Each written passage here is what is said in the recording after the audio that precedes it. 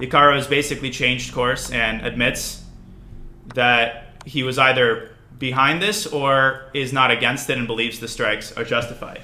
He approved it. Individuals have power, and how they wield it is very important. We have removed all chess.com moderator and Twitch/streamer powers from her accounts.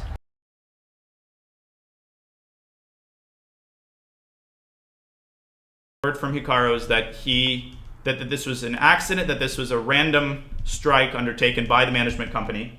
Correct me if I'm wrong. And it appears to me that he's been changing his story consistently on who was responsible for this. And it appears to me now that Hikaru has basically changed course and admits that he was either behind this or is not against it and believes the strikes are justified. He approved it. In my opinion, and this, again, please do not take this as any excuse to voice any kind of hate or toxicity. And this is very important to me. But in my opinion, that is unacceptable. And that is unacceptable as a way of doing business with somebody, because if Hikaru had a beef specifically with Eric's behavior in the past, or if he had a problem with the channel portraying him in a bad light, 100% legitimate, that should have been addressed as professionals do in either an email or in a communication. And the idea that Eric is somehow unwilling to talk or is somehow very unreasonable or acting in bad faith is contrary to both my knowledge of Eric as a person, and I'll get to the XQC stuff in a second, and I think untrue on its face, and I think nobody's disagreeing there. Now, regarding the XQC stuff and various personal accusations, that should be completely irrelevant to the topic at hand. I've spoken about Eric's comments in the past. I've voiced the basic opinion that provided that one shows sufficient amount of contrition, which he has, and some consequences are acceptable, he suffered them. This should not be under any circumstances taken as a reason to somehow mete out punishment of this kind, and that would be acting in tremendously bad faith, and that is something which could damage his livelihood, and that would be entirely unacceptable, and nobody should stand for that. Now, the thing is, again, if Hikaru believes that Eric is misrepresenting the chess community by drinking on stream or engaging in some sort of excessive behavior, and on a related note, let me say that there is the idea that perhaps Eric's community, that the ChessBae community has and does act in some instances in a manner that is toxic and hateful toward Hikaru and ChessBae. And that is a legitimate thing to bring up. I think even if there are ChessBae fans among you, I think that we can all agree that it is legitimate to claim that that a community can improve their collective behavior. And if Hikaru believes that Eric is not doing enough about it, legitimate point of discussion, I think Eric would be willing to engage in this. But that needs to be brought up separate from this. And the image that I'm getting is that this is somehow used as kind of a device to get Eric to conform in some sense, and that's just not the way that you do business with somebody. So there's two separate issues here. And I think Hikaru has legitimate points about communities acting hatefully and in a toxic manner, which is shameful and despicable and reprehensible. That doesn't give somebody the excuse, particularly somebody who stands for growing the game and being merciful and has spoken about that many times in the past, to authorize and approve something that could really damage the livelihood of somebody who has done a great deal for chess. And both Hikaru and Eric have done a great deal. An issue, as I'm saying, not just now, but has been an issue for a long time.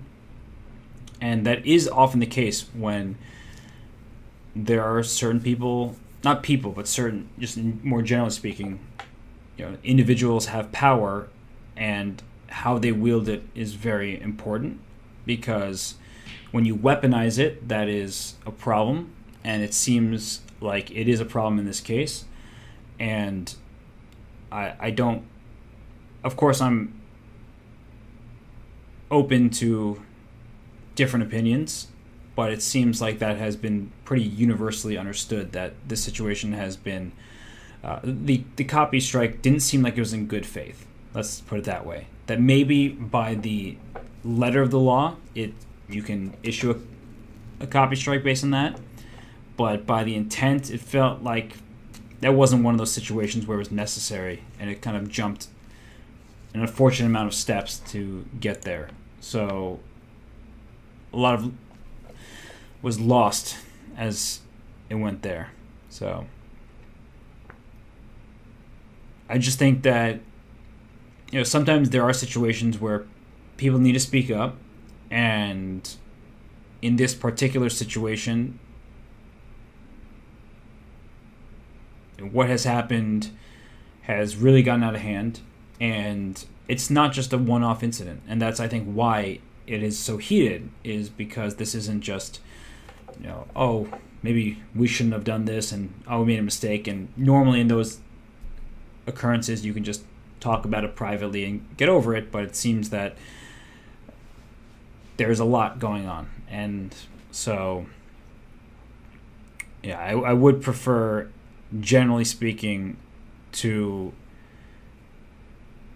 not have to come online and talk about these things, but I know everybody is, and it is an important discussion. So I don't want to act like I back away from important discussions, but I tend to have important discussions with people in my life that I'm like close with, or that I feel like I can make an impact with. And yeah, I think people in the chat have been correct that when it comes to Twitch, when viewership is so important, that speaking with people that is impactful and it can make a difference. Just as I've stated before, my style isn't to do things for the masses. I've never been one to try to just jump and do things so people will watch or people will listen. I think you should listen because what I'm saying makes sense, not because I'm going out of my way to have you listen to me. And yeah, I think that's a really important aspect of it, is from my perspective and for me personally, is that why not make a YouTube channel? Yeah, I will make a YouTube channel. I know. People keep asking.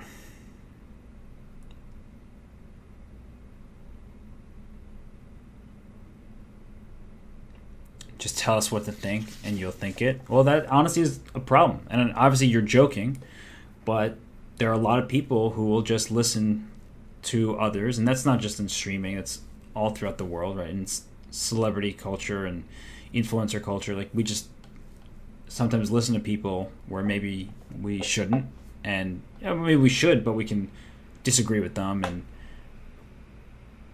I don't know.